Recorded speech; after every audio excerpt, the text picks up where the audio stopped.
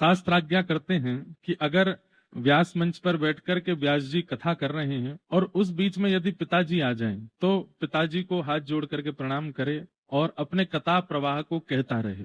लेकिन कथा के मध्य में यदि जन्मदात्री माँ आ जाए तो उनको दंडवत प्रणाम करना चाहिए। और हमारे लिए सौभाग्य की बात इसलिए है क्योंकि हमारी माता जी तो हैं ही, पर हमारे पिताजी हमारे गुरु जी भी हैं। तो पिता के लिए भले ही आज्ञा है कि कथा करते करते पिता को बस हाथ जोड़े और कथा कहता रहे, लेकिन यदि गुरु और माँ आ जाएं तो उनको तो प्रणाम करे, दोनों के स्वरूप को प्रणाम करे। क्यों?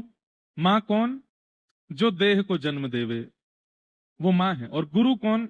जो इस देह का उद्धार करे, वो गुरु है। जन्म देने का कार्य माँ का है और उद्धार करने का कार्य गुरु का है, तो इन दोनों की भूमिका बहुत ज्यादा है।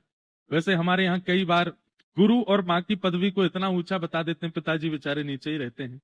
लेकिन हमारे तो वैसे ऐसा नहीं है। पिता गुरुस्तम जगताम अधीशो, पिता और गुरु को सम माना गया। हम रोज मंगलाचरण में एक श्लोक बोलते हैं जिसमें संपूर्ण राम कथा है, जो कि श्रीमद् भागवत में शुकाचार्य जी ने शुक रामायण के प्रारंभ में कहा।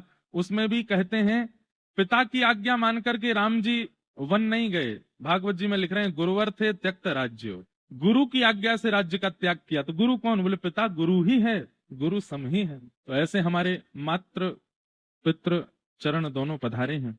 आपकी कृपा और आपके स्नेह, आपके प्रेम, आपके आशीर्वाद से ही आज जो हम सेवा कर पा रहे हैं, टूटी फूटी सेवा हो चाहे संभली हुई सेवा हो, जैसी भी हो, सब आपकी कृपा है।